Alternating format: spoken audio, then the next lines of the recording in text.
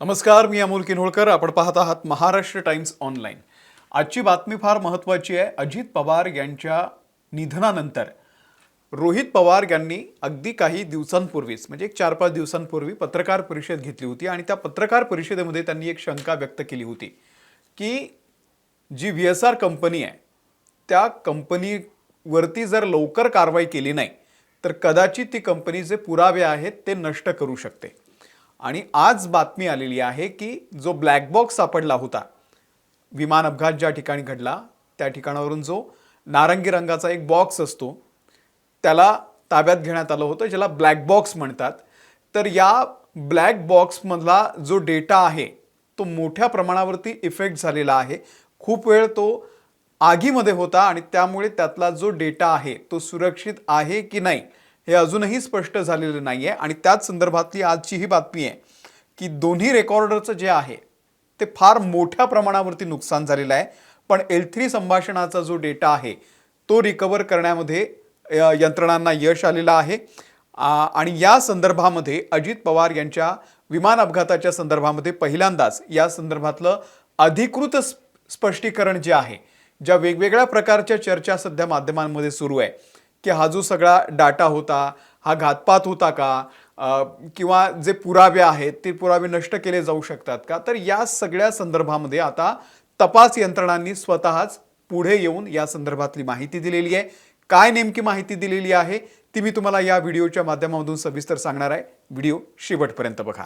तर झालं काय होतं आपल्याला माहिती आहे, 28 जानेवारी रोजी सकाळी 8:45 वाजता विमान अचानक खाली कोसळलं आणि त्यामध्ये दुर्दैवानं 5ही विमानातले सर्वजण जे आहेत ते त्या ठिकाणी मृत्युमुखी पडले. आणि महाराष्ट्राचे उपमुख्यमंत्री एक लोकनेता अजित पवार यांचं निधन झालं. आणि अजित पवार यांच्या निधनानंतर आपल्याला माहिती आहे पुढचे 2-3 दिवस महाराष्ट्र अक्षरशः शॉकमध्ये होता की आपल्याशी कनेक्ट असलेला हा नेता आपल्याला कसा सोडून गेलाय.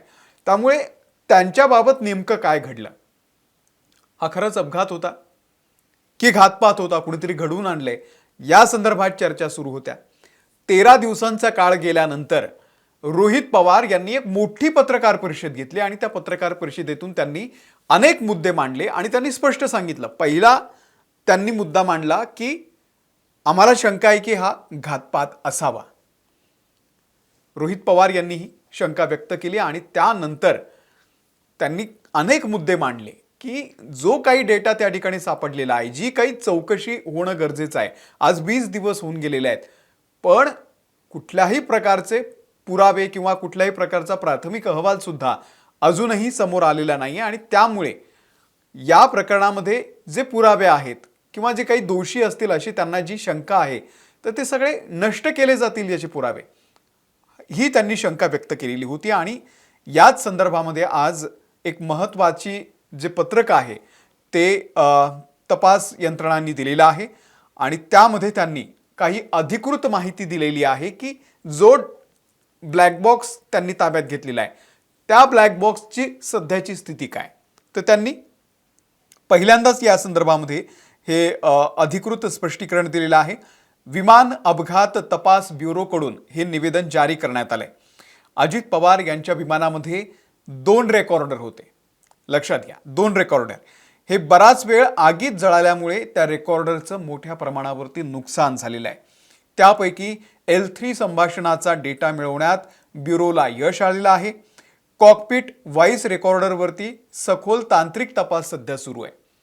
त्यासोबतच cockpit voice recorder Honeywell company निर्मित असून संबंधित देशातील अधिस्वीकृती प्रतिनिधींची मदत देखील त्यासाठी घेण्यात आलेली आहे. त्यांना सुद्धा बोलवण्यात आलंय. ज्या कंपनीचं ते कॉकपिट व्हॉइस रेकॉर्डर आहे, ज्या देशातला आहे, तिथले काही तज्ज्ञ आता बोलवण्यात आलेले आहेत आणि त्यांच्या माध्यमामधून त्यातला जो डेटा आहे तो सगळा रिकवर करण्याची जी प्रक्रिया आहे ती सध्या सुरू आहे.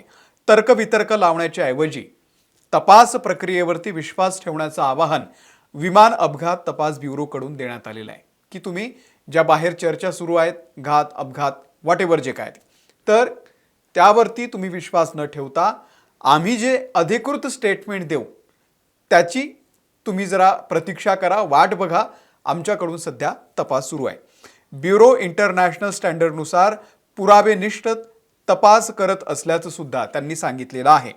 आता आपण सगळ्यात पहिले म्हणजे समजून घेतलं पाहिजे, बऱ्यापैकी सगळ्या लोकांना आपल्याला आता कळलेलं आहे की हा ब्लॅक बॉक्स म्हणजे नेमकं काय असतं. तर ब्लॅक बॉक्स हा विमानामध्ये, प्रत्येक विमानामध्ये ठेवलेला असतो, ज्याला फ्लाईट डेटा रेकॉर्डर म्हणजे FDR आणि voice cockpit voice recorder CVR असे असतं. ते एकाच ब्लॅक बॉक्समध्ये हे दोन्ही उपकरणं असतात.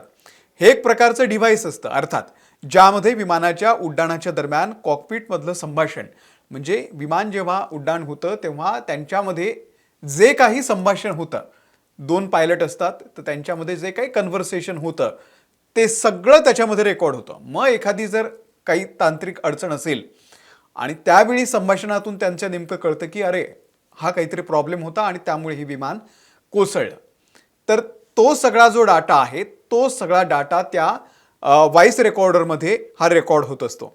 हा एक ब्लॅक बॉक्स आहे. याला नाव ब्लॅक बॉक्स असलं तरी सुद्धा हा एक नारंगी रंगाचा असतो. आता नारंगी रंग का, तर हा कुठे जंगलामध्ये पडला किंवा कुठे पाण्यात जरी पडला किंवा अगदी आगीमध्ये जळाला तरी सुद्धा त्याचा जो रंग आहे तो रंग जात नाही आणि त्यामुळे तो तिथे उठून दिसतो.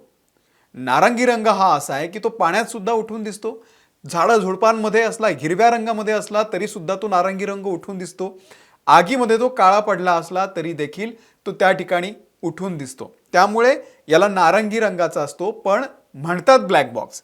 त्या आपण ब्लॅक बॉक्स म्हणजे प्रॉपर असा काळ्या रंगाचा काहीतरी बॉक्स असतो असं समजण्याची काही गरज नाही आहे. या ब्लॅक बॉक्सची जी बॅटरी आहे ती 30 दिवस टिकत असते. त्याची जी ड्युरेबिलिटी आहे ती फार स्ट्रॉंग असते आणि त्याच्या डेटाचा वापर अनेक वर्षांनंतर सुद्धा केला जातो. आणि कितीही प्रचंड अशी भयानक आग असली, म्हणजे ज्या पद्धतीनं ते विमान आपण बघितलं की त्याची काय अवस्था झाली होती, तर त्यातही तो ब्लॅक बॉक्स जो आहे तो सुरक्षित राहतो. त्याची रचनाच तशा पद्धतीनं केलेली जाते. आणि विमान अपघातानंतर ब्लॅक बॉक्स ही त्या अपघाताशी संबंधित माहिती मिळवण्यासाठी एक अत्यंत महत्त्वाचं आवश्यक असं उपकरण ठरतं. विमान अपघातानंतर त्याच्या तपासासाठी खास प्रशिक्षण दिलेली एअर क्रॅश तपासणी टीम ब्लॅक बॉक्स शोधण्याचं काम करत असते. म्हणजे जेव्हा अपघात होतो तेव्हा ही एक खास टीम असते. ती टीम त्या ठिकाणी पोहोचते ज्या ठिकाणी अपघात झाला आणि त्या ठिकाणी पहिलं काम कोणतं केलं जातं तर ते ब्लॅक बॉक्स शोधण्याचं काम केलं जातं. विमान वाहतूक महासंचालनालय म्हणजे DGCA आणि एअरक्राफ्ट ॲक्सिडेंट इन्व्हेस्टिगेशन ब्युरो म्हणजे AAIB यांच्या वतीनं या टीम्स त्या ठिकाणी पाठवण्यात येतात. यामध्ये अनेक वेळा नौदल आणि विशेष बचाव पथक देखील त्या ठिकाणी पाठवलं जातं आणि त्यांच्या मार्फत हा सगळा जो ज्यामध्ये सगळा हा डेटा, कन्व्हर्सेशन, नेमकं काय घडलं होतं हे सगळं ज्या ठिकाणी रेकॉर्ड झालेलं होतं तो ब्लॅक बॉक्स शोधण्याचं काम समोर येत आहे. आता 5 दिवसांपूर्वी रोहित पवार यांनी जे वक्तव्य केलं होतं तर त्यांचं असं म्हणणं आहे की मी जी शंका व्यक्त केली होती ती खरी या ठिकाणी होताना दिसतीये. अजितदादांची किंमत सर्वसामान्य नागरिकांना समजली पण अजून तपास यंत्रणांना समजलेली दिसत नाही. दुर्दैवी अपघातानंतर 20 दिवस झाले पण अजूनही तपासाला वेग आलेला नाही आहे. राष्ट्रवादी शरद पवार गटाचे आमदार रोहित पवार यांनी या सगळ्या प्रकरणावरती ही प्रतिक्रिया दिलेली आहे. तसंच केवळ VSR कंपनीला पुरावे नष्ट करता यावे म्हणून तर उशीर होत नाही ना, की कंपनीला कुणाचा वरदहस्त आहे हा प्रश्न आता सर्वसामान्य नागरिकांना पडलेला आहे. की त्या VSR कंपनीला आपले पुरावे नष्ट करता यावे त्यासाठीच हा सगळा वेळ मिळतोय का, त्यासाठीच तपास यंत्रणा इतक्या ढिल्या पद्धतीनं काम करते का, या सगळ्यावरती त्यांनी प्रश्नचिन्ह उपस्थित केलेलं आहे. तसंच आज ब्लॅक बॉक्स खराब झाल्यासंदर्भात जी काही माहिती समोर येते त्यावरून मी 5 दिवसांपूर्वी वर्तवलेली शक्यता खरी होताना दिसतीये.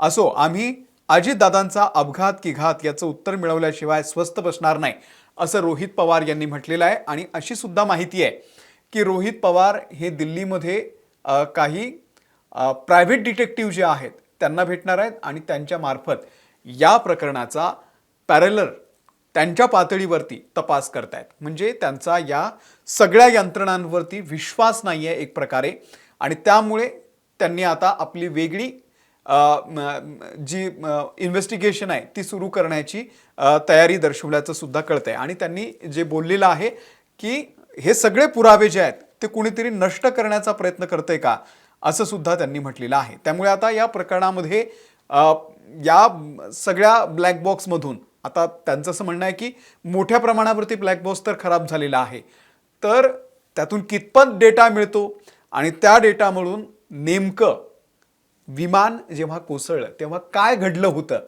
याचं उत्तर मिळतं का, ते पाहणं फार महत्त्वाचं आहे.